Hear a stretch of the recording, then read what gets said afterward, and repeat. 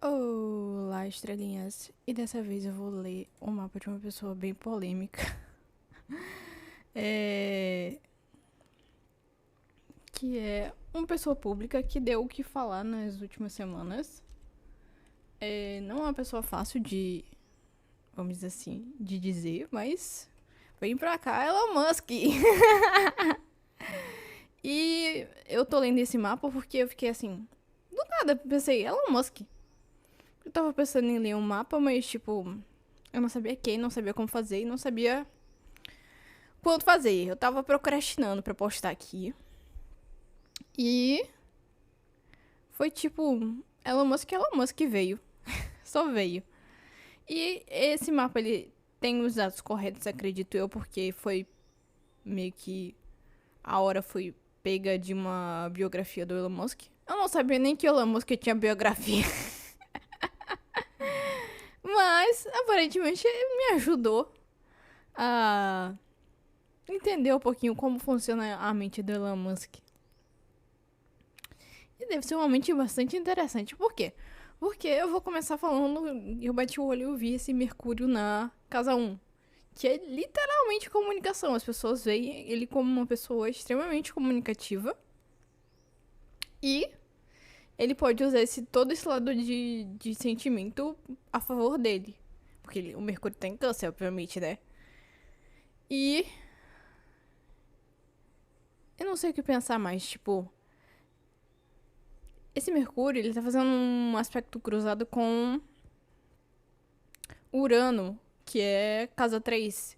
E eu tenho uma leve suspeita, leve, porque ainda tem que confirmar isso, que a casa 3, ela é quase que como se fosse a casa da internet. Então, ele não pensa muito nas coisas que ele fala, como ele se comunica. Ele só vai lá e faz. Porque eu acho que se ele parar pra pensar, ele não vai fazer. Esse Mercúrio em Câncer é altamente sensível e altamente dramático. E é uma coisa interessante de se observar e de pensar, né?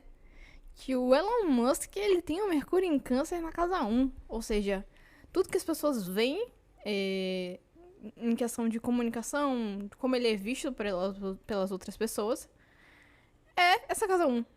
E é algo extremamente interessante de se observar.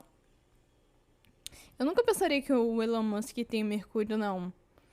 Ele tem um pouco de cara de agitador, talvez no Marte, eu pensaria. Não, mas ele não é uma pessoa tão ativa. Tipo, por exemplo, tem pessoas que a gente olha, por exemplo, no meu caso, né? Como astrólogo, eu olho pra pessoa e eu vejo o mapa como se eu estivesse vendo o mapa na pessoa. É estranho. Mas tem gente que não aparece, não transparece essa situação de tipo, por exemplo, tem gente que. Como eu posso falar pra vocês? Tem gente que transparece. Por exemplo, um ascendente em gêmeos. Não tem como não notar um ascendente em gêmeos. Se você tem ascendente em gêmeos e você não é notado, parabéns, porque você tá trabalhando pra CIA. E é quase isso. Uma coisa interessante que o Elon Musk tem, ele tem uma lua na 2. Ou seja, eu observaria, tipo, não é uma lua ruim. Ela tá uma lua boa, né? Conhecendo um pouco o Elon Musk e a família dele, a família Musk. A gente consegue entender o contexto dessa lua, porque lua é claramente mãe. E a gente observa isso. Por exemplo, a família dele tem uma mina de, acho que esmeraldas na Zâmbia, alguma coisa assim. E Tom, vamos dizer, pode ser 95%. Toda a riqueza da família dele pode prover dessa mãe, ou dessa figura materna. Mas eu não vejo grandes problemas no mapa do Elon Musk. Tirando a parte temperamental, dá pra aguentar. Mas deve ser muito osso, essa parte temperamental. Deixa eu ver um outro aspecto aqui. Ele tem Plutão na 3. Essa coisa emotiva que ele tem com... Como fala a palavra, meu Deus? Com a comunicação, isso acaba passando para as pessoas. Eita! Desligou. Para as pessoas próximas, casa 3 normalmente é a casa dos irmãos, tios, coisas assim. Os tios veem ele como uma pessoa muito louca, com certeza. Sem sombra de dúvida, se esse Plutão aí não deixa negar. Mas Plutão, ele é revolucionário, então algumas coisas precisam ser quebradas para outras serem criadas. Basicamente, é essa a lógica. E não é uma coisa tão ruim.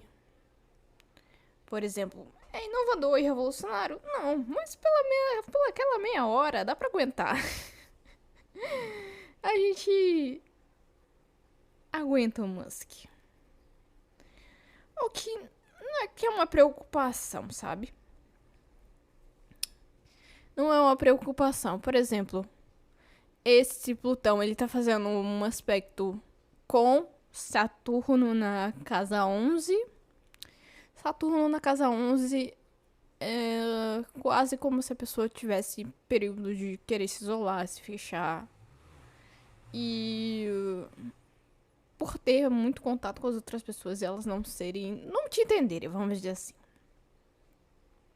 Aí você é o gênio incompreendido que quer se isolar de vez em quando, mas você não... Se isolar não resolve. O que eu diria pro Musk? Se isolar não resolve. Se resolvesse alguma coisa, metade da humanidade precisaria. Principalmente o pessoal que lida com o público. Ele tem um Sol fazendo um aspecto com... Sol fazendo um aspecto com Urano na 12. Em parte, a personalidade extrovertida dele tem uma explicação ali também. Talvez ele precise recarregar essa bateria, isso é normal. Mas o que me intriga desse Sol na 12 é que a gente conhece o Musk pelas coisas que ele posta. Mas ele faz muita coisa que não é vista e não é, vamos dizer assim... Não, a palavra não é palatável, meu Deus. Mas sabe como alguém consegue trabalhar bem nos bastidores e ao mesmo tempo ser a cara que as pessoas meio que... A cara pra bater, sabe? A pessoa que dá a cara pra bater, mas ao mesmo tempo a pessoa que trabalha nos bastidores e faz toda a coisa acontecer. Estranho? Muito estranho. Mas Urano na 3 tem essa questão. Porque é como se... Meu Deus, como eu vou explicar isso de uma forma simples que as pessoas consigam entender? É como se, ao mesmo tempo que ele fosse essa personalidade que fala besteira, se comunica, é temperamental, é canceriano dramático, é tudo que a gente vê, ele tem uma personalidade que a gente não vê e consegue muito bem trabalhar as coisas que a gente não vê. As coisas que a gente, vamos dizer assim, passa despercebido, sabe? Eu olharia esse Urano na 3 com... Urano na 3 fazendo aspecto com a 12, assim. Vamos dizer, pode ser isso? Pode. Mas pode também não ser. Mas eu quero acreditar que eu passei a mensagem de uma forma simples e que você consiga entender. Casa 3 também é uma casa de viagem. Frequentemente, se a gente não conhecesse o Musk, a gente diria que ele viaja bastante. E precisa viajar. Invariavelmente, isso é quase uma regra. Principalmente pro Plutão e Urano ali, ele precisa fazer os corres dele. Não julgo. A gente pensa assim, eu pensando assim, se o Musk fosse uma pessoa comum. Como ele não é uma pessoa comum, Lorena.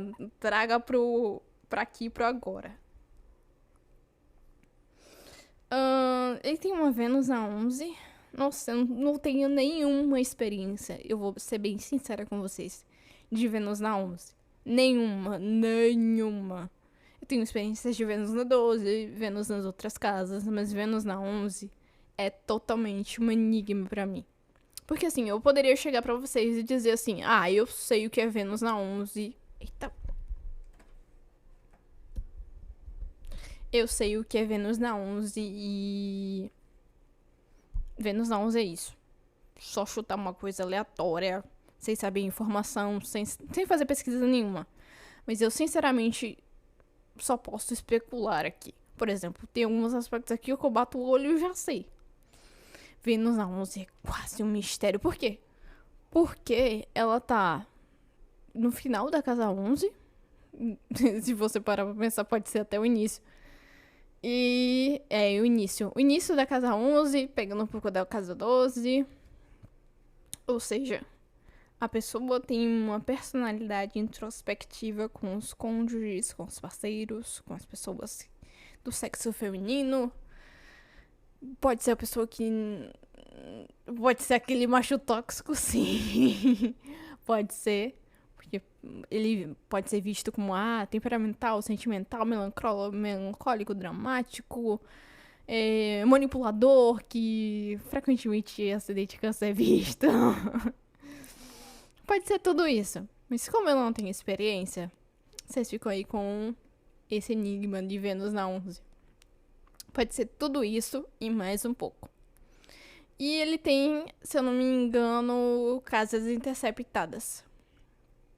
É uma coisa interessante que se observar. Ele tem uma outra coisa que eu sei que frequentemente é uma coisa boa. Que é Marte na 8. Olha, não vou dizer todos, né? Porque aí eu vou estar sendo egocêntrica. Mas, frequentemente, Marte na 8 tem um bom pai. Por incrível que pareça, a lua ali não ajuda muito, mas Marte na 8, o pai do Marte na 8 é outro nível, amor. Eu acho incrível isso, porque a última coisa que a gente pensaria de Marte na 8 é que teria um bom pai, ou seria um bom pai, ou qualquer coisa parecida, né? Mas é um posicionamento bem bom. Pelo menos pelo que as pessoas falam dos pais delas, que elas têm Marte na 8, né? Até onde eu sei, é isso. Ele tem um Júpiter na 5 e um Netuno na casa. Minhas costas estão coçando. Júpiter e Netuno na 5. Esse homem tem uma intuição fortíssima, mas ao mesmo tempo... Putz, uma coisa que eu queria muito ver é como a amante do Musk trabalha, sabe? Deve ser incrível, mas não tem nada na casa especificamente. Isso me deixa assim, triste, né? Mas é uma coisa interessante, porque ele tem uma intuição fortíssima, ele tem uma expansão, ele sabe chegar nas pessoas e ele tem uma boa sorte. Embora ele tenha, sim, um aspecto de oposição a Saturno, que frequentemente é um aspecto neutro, não é bom nem é ruim. É neutro. A oposição é neutra. Ela nem fede nem cheira, vamos dizer assim. Uma coisa, outra incrível, que ainda é um enigma pra mim, né? Eu só vou descobrir quando eu abrir um estudo sobre Vênus na 11. É que essa Vênus, ela tá fazendo um aspecto com esse Marte. E é uma coisa interessante de se observar. Por quê? Porque... Deixa eu ver aqui embaixo. Não, eu acho que não tenho a tabelinha, não. Pra ver qual aspecto é esse. Vênus e Marte. É um trígono, senhor?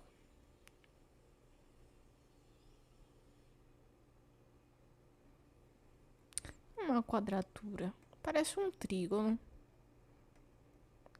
Vou acreditar que isso é um trígono. Vamos lá. Porque se fosse quadratura, acredito eu que a linha estaria vermelha. Ou alguma coisa relacionada a isso, não estaria azul. E o mapa dele é bem espalhadinho, interessante. Trígono é tipo. Principalmente de Vênus na 11, entre a 11 e a 12. Fico baqueada quando eu olho isso. Porque trígono é um aspecto de aprendizado. Basicamente. Bem basicamente. E talvez ele deva aprender a lidar com grupos e com o interior dele. Frequentemente, putz, tem uma energia ali de 11 e 12. Porque, tipo, já entrou na 11, mas não entrou tanto pra fazer uma coisa significativa, entende? Por exemplo, tá. Meio que vou apontar aqui. Tá entrando, sabe? Lá ele. E. É como se essa Vênus na 11, 12, quisesse ensinar alguma coisa pro Musk com esse Marte na 8, sabe? Pra não ser tão impulsivo. Mas eu duvido muito que ele ouviria essa personalidade introspectiva da 11 e da 12. A pessoa pode ver os grupos, ou mesmo essa situação de estar cansado de mexer com pessoas, fica cansado de mexer com pessoas, como algo cansativo, sabe? Talvez, só talvez, porque como eu falei, eu não entendo muito dessa Vênus na 11 indo pra 12, mas eu gosto de especular. Talvez essa Vênus entre a 11 e a 12 seja meio que leve o Musk pra uma válvula de escape, sabe? Marte na 11, Marte na 8 é bom. Não sei se é o melhor Marte, porque poucas experiências eu tive. Mas é interessante observar isso. É cansativo lidar com grupos, mas ao mesmo tempo é um trabalho que tem que ser feito. É basicamente isso. Deixa eu ver uma coisa aqui. Como eu falei, eu gosto de ver como a mente das pessoas funciona. Ele tem um ascendente em Câncer, casa 2 em Leão, casa 3 em Virgem. Será que já tem? É porque as casas estão interceptadas. Interceptadas é como uma, vamos dizer assim, uma casa come a outra. Ascendente Câncer, casa 2 em Leão, casa 3 em Virgem, casa 4 em Libra, casa 5 em Escorpião, casa 6 em Sagitário.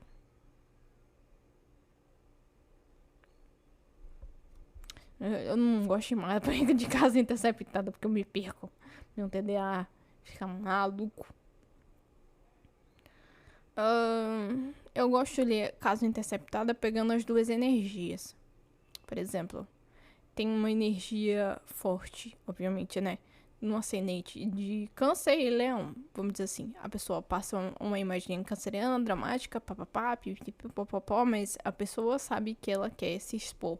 Ela sabe que ela tem que se expor e falar e toda essa situação. Mas passa essa energia de melancolia. Eu sou dramática. Canceriano frequentemente é dramático. Infelizmente, eu descobri isso da pior forma. Cadê, meu Deus? 9 em Áries.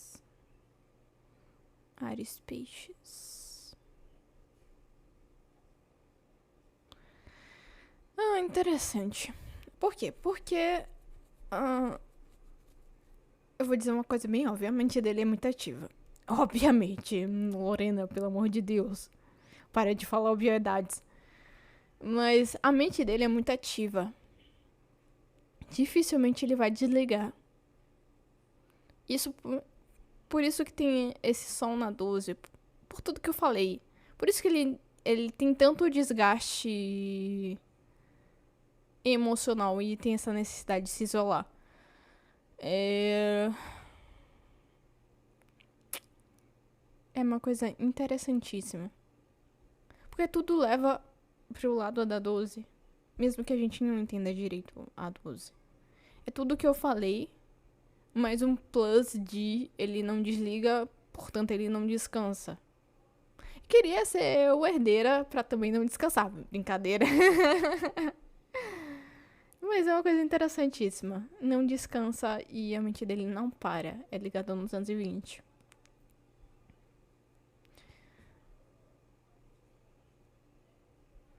E outra coisa que eu... Eita, nós. Se eu fosse, vamos dizer assim, astrólogo do Musk e o Musk fosse uma pessoa que se consulta comigo, eu diria assim, trabalha o inconsciente, porque ele vai te ajudar pra caramba. Porque Marte tá na 8, literalmente é a casa do... Não só do inconsciente, mas das outras pessoas. Realmente ele veio pra lidar com o público, é o karma dele, não vai... não vou correr dessa situação. Porque, além do... Tudo no mapa dele fala outras pessoas. Tudo. Parece que o Musk não tá ali, sabe? O Musk de verdade. Não, a persona do Musk que a gente vê, sabe? Porque ele tem um Saturno na 11, que é literalmente karma. Ele tem um nódulo na 7, que é, de novo, grupos, pessoas, outras pessoas, os outros. E ele tem um Marte na 8, que é literalmente outros de novo. Parece que tudo leva ele pra essa posição de lidar com outras pessoas, de ser ao mesmo tempo a cara pra bater e a pessoa dos bastidores. E eu leria frequentemente. Obviamente eu não quero que fique um vídeo longo, mas falaria 2 horas tranquilamente desse mapa. Principalmente que ele tem casas interceptadas aqui. Deve ser bastante interessante observar essas casas. A movimentação dessas casas deve ser uma coisa bem legal. Se a gente quer entender o Musk com profundidade, a gente não quer olhar só o que a gente pode ver do Musk, o que ele mostra pra gente. E é isso, gente. Eu vou deixar o vídeo por aqui, senão vai ficar muito longo. Se deixar, eu falo 2 horas. E é isso. Se vocês querem ver um mapa de alguém, deixa aí nos comentários que eu vou atrás. E se for que nem o Musk de uma biografia, fica mais fácil, porque a gente vai ter a hora. E a chance de errar é muito menor. É isso. Um beijo. Até o próximo vídeo.